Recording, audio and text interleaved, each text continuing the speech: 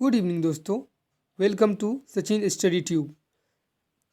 C TETs and TETs preparation के अंतर्गत आज हम लोग साइंस की सीरीज चालू करने वाले हैं और उसके अंतर्गत हम लोग सी टेट 2018 का प्रीवियस ईयर क्वेश्चंस देखेंगे।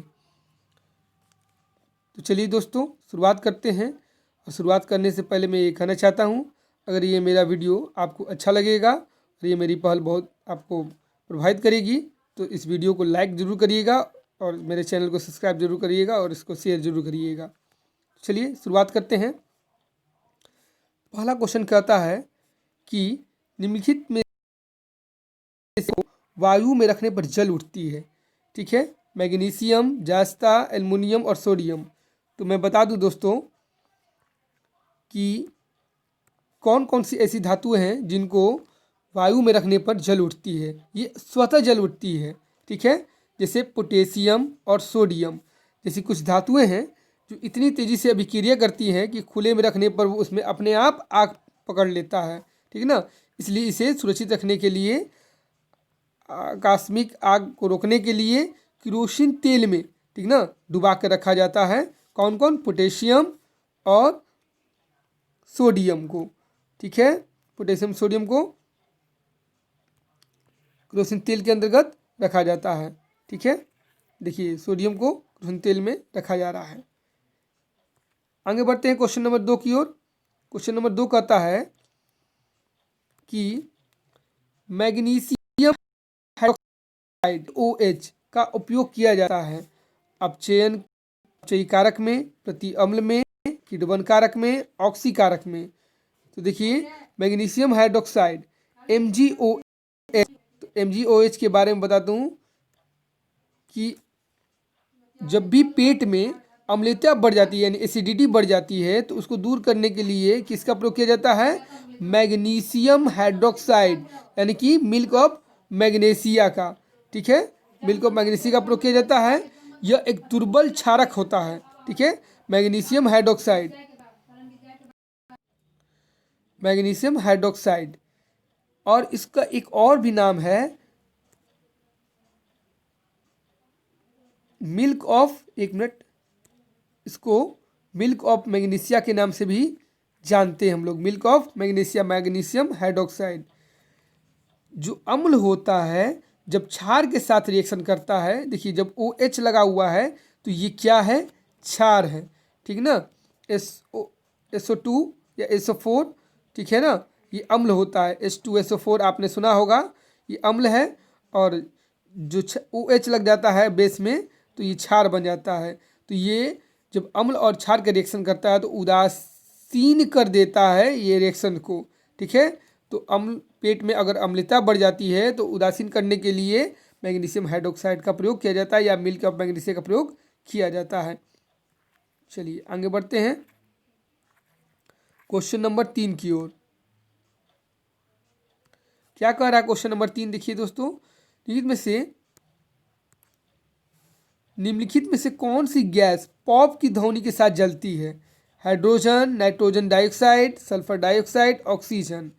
तो देखिए इसका मैं बता दूं, जब भी अम्ल का धातु के साथ रिएक्शन होता है, ठीक है, जैसे कि H2SO4 है, सल्फ्यूरिक अम्ल का जिंक के साथ रिएक्शन कर रहा है। ठीक है, तो हाइड्रोजन से ज़्यादा रिएक्टिव होता है जिंक।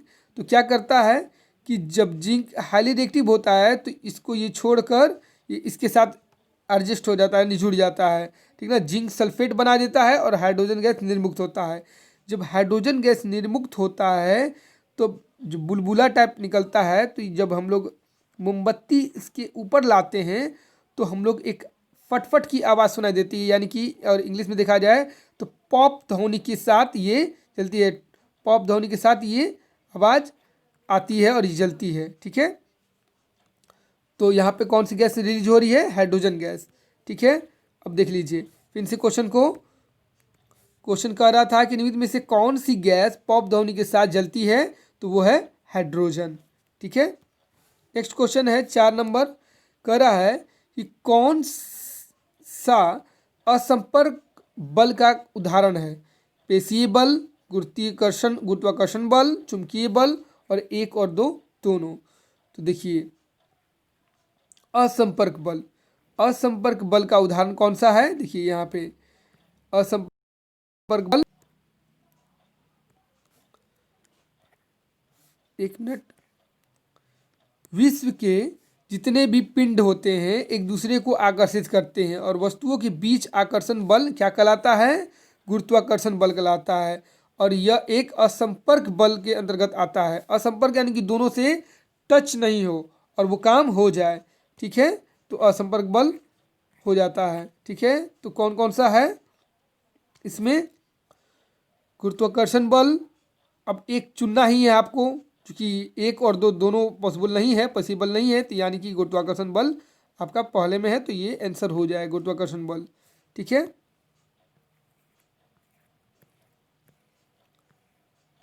नेक्स्ट क्वेश्चन की ओर बढ़ते हैं, क्वेश्चन नंबर 5 की ओर। क्वेश्चन नंबर 5 कहता है मधुमेह रोग किस हार्मोन के द्वारा स्थापित होता है। ठीक है, एंड्रिनल, इंसुलिन, थाइमाइसिन और थायोरॉक्सिन। थायोरॉक्सिन, तो किस मधुमेह रोग यानी डायबिटीज किस हार्मोन के द्वारा नियंत्रित होता है, इसके बारे में देखेंगे क्वेश्चन नंबर 5 में। चलिए देखिए, डायबिटीज मधुमेह रोग ये कहाँ से नियंत्रित होता है, सबसे पहले ये जान लें कि कैसे मधुमेह रोग हो जाता है, डायबिटीज किसी को कैसे हो जाता है। अग्नाशय द्वारा, अग्नाशय ग्रंथि द्वारा पर्याप्त मात्रा में इंसुलिन हार्मोन स्थापित नहीं कर पाने के कारण क्या, कौन सा रोग होता है, मधुमेह रोग हो जाता है, डायबिटीज हो जाती है।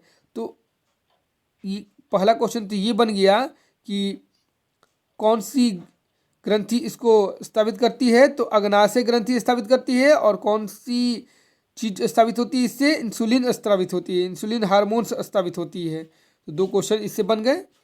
नेक्स्ट क्वेश्चन इसी में और बाकी जानकारी हमको आपको दे देता हूँ।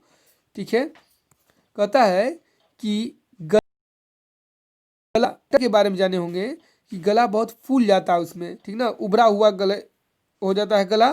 ठीक है ना, ग्वाइटर, तो ग्वाइटर किस ग्रंथि से संबंधित बीमारी है। ठीक है, तो ग्वाइटर जो है थायराइड ग्रंथि से संबंधित बीमारी है। ठीक है, ग्वाइटर रोग होने का कारण कौन सा है कि उसमें थायरॉक्सिन हार्मोन का उत्पादन थायराइड ग्रंथि द्वारा नहीं हो पाना, इसके कारण ग्वाइटर रोग हो जाता है, गलकंड हो जाता है। ठीक है, इसके बाद नेक्स्ट है, इसमें बता दूं कि एक मिनट, एंड्रिनल हार्मोन्स, ठीक है ना, एंड्रिनल ग्रंथि द्वारा एंड्रिनल हार्मोन को नियंत्रित किया जाता है, जो कि हमारा क्रोध, चिंता, उत्तेजना, तनाव आदि का इस संयोग को बैलेंस करता है एंड्रिनल हार्मोन्स। अगर ये ज़्यादा स्थापित हो जाएगा तो हमें ज़्यादा क्रोध आएगा, फिर चिंताएँ बढ़ जाएंगी, उत्तेजनाएँ हमारे ज़्यादा आएंगी, तनाव ज़्यादा रहेगा, इसलिए एंड्रिनल ग्रंथि इसके लिए जिम्मेवार होता है। चलिए नेक्स्ट क्वेश्चन की ओर बढ़ते हैं। क्वेश्चन कह रहा है कि माइटोकॉन्ड्रिया जिस तरह एटीपी से जिम्मेवार होता है, राइबोसोम इसमें से किससे जिम्मेवार, इससे किससे रिलेटेड होता है, वसा से, प्रोटीन से, विटामिन से, कार्बोहाइड्रेट से। ठीक है, तो देखते हैं सबसे पहले माइटोकॉन्ड्रिया के बारे में। माइटोकॉन्ड्रिया से डिस्कवर और बेंडू ने डिस्कवर किया था माइटोकॉन्ड्रिया का। ठीक है, अब देखिए माइटोकॉन्ड्रिया जो है जीवन के लिए आवश्यक विभिन्न केमिकल एक्टिव करने के लिए माइटोकॉन्ड्रिया को जो एनर्जी देता है, ऊर्जा देता है, वो कौन है, एटीपी। वो कौन है, एटीपी।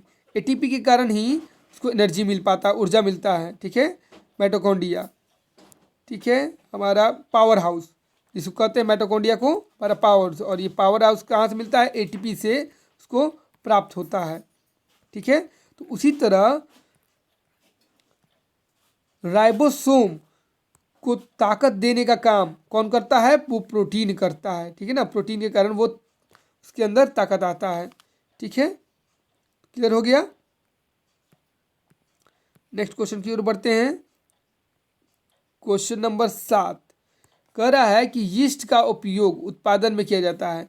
यीस्ट का प्रयोग किसके उत्पादन में किया जाता है, दही, चीनी, साधारण नमक और अल्कोहल। यीस्ट के बारे में देखेंगे हम लोग। यीस्ट के बारे में थोड़ा जानकारी लेंगे कि यीस्ट तीव्रता से जनन करके श्वसन के दौरान क्या उत्पादित करता है, तो कार्बन डाइऑक्साइड उत्पादित करता है।